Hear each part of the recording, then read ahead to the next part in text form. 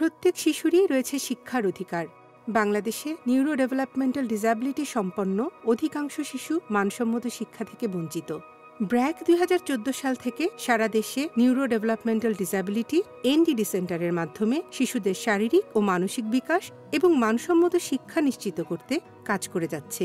বর্তমানে ৪টি জেলায় অবস্থিত ৫টি এনডিডি সেন্টারের মাধ্যমে এই কার্যক্রম পরিচালিত হচ্ছে।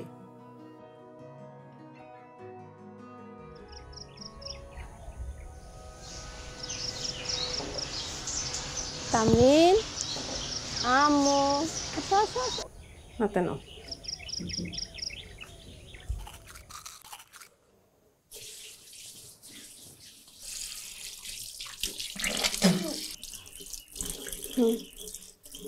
মুখ মুছো, 2 হাতে সুন্দর করে মুছো।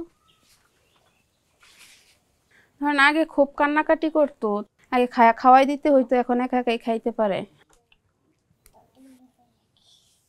আগে স্কুলে যাইতে খুব বিরক্ত করতো, এখন স্কুলে যাওয়ার জন্য খুব পাগল।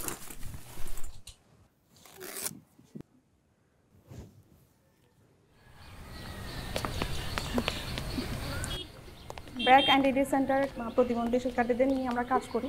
একজন শিক্ষার্থীকে ডেইলি যে আমরা বেসিক কাজগুলো করি সেটা ওদেরকে আমরা এখানে ট্রেন আপ করি। সবচেয়ে বেশি যে চ্যালেঞ্জটা আমি পাই সেটা হচ্ছে পরিবার থেকে। ওরা আসলে মানতে চায় না, ধরেই নেয় আমার বাচ্চাকে দিয়ে আসলে কোনো কিছু হবে না, ও যে এরকম আছে এরকম। কেমন আছো তোমরা সবাই? উল খেয়েছে ইঁদুর ছানা,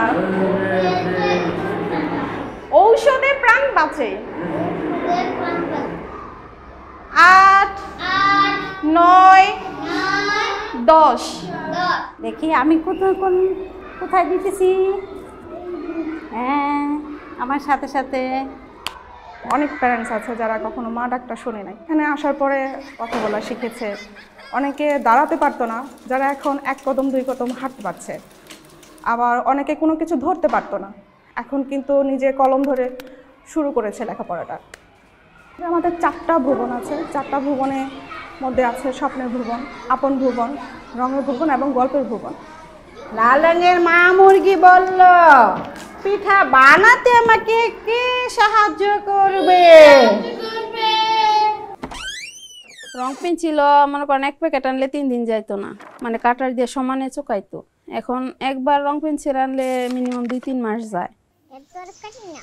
আগে মানে একা একাই বসে থাকতো, চুপচাপ বসে থাকতো, মিশতে চাইতো না।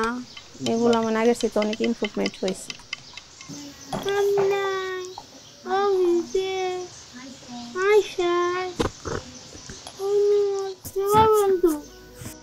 এখন তো আল্লাহর রহমতে আগের চাইতে অনেক উন্নতি হয়েছে।